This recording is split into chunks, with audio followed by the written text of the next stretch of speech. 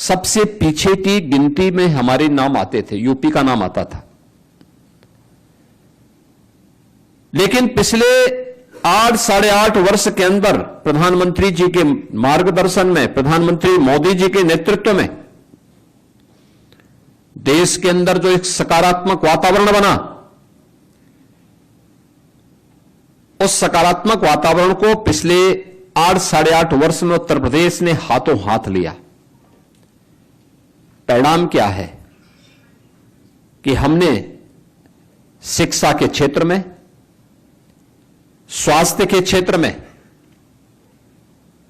सुरक्षा के क्षेत्र में, रोजगार और कौशल विकास के क्षेत्र में, कृषि विकास और जल संसाधन के क्षेत्र में,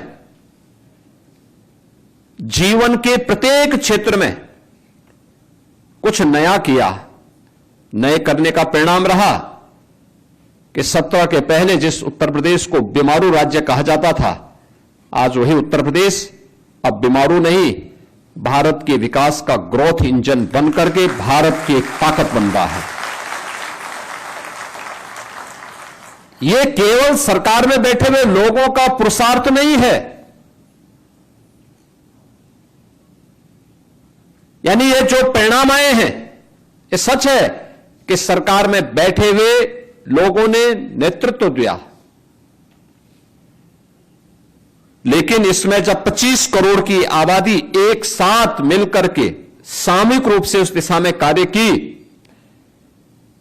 तब यह परिणाम हमारे सामने आया।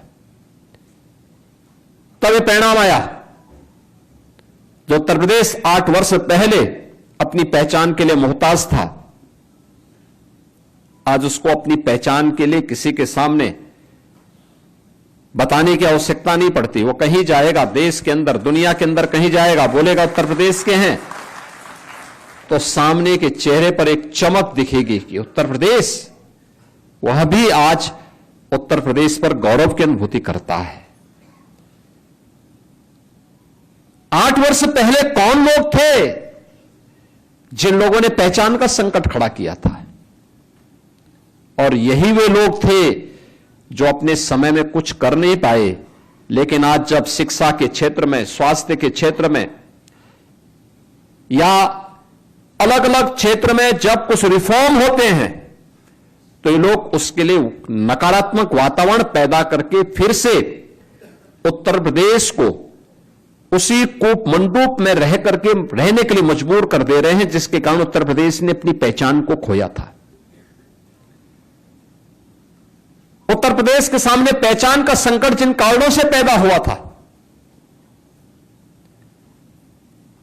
उन पहचानों में जो कार्य हुए थे, मुझे अच्छा लगा था। जब मैं देखता हूं नीति आयोग की बैठकों में हम लोग जाते हैं, तो शिक्षा के क्षेत्र में हमारे कुछ उदाहरण सामने आए।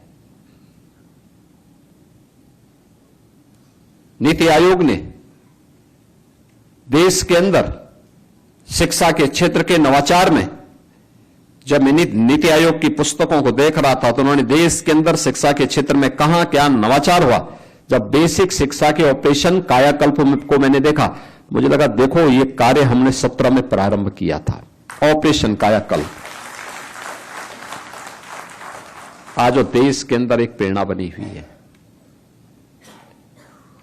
प्रोजेक्ट अलंकार गत 2 वर्ष पहले हम लोगों ने प्रारंभ किया था, जब योजना बना रहे थे क्या होगा।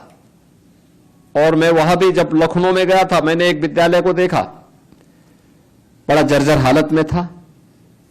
बाराबंकी में मैं गया था, वहां के जीजीआईसी को मैं देख रहा था, भवन को, बहुत जर्जर हालत में था।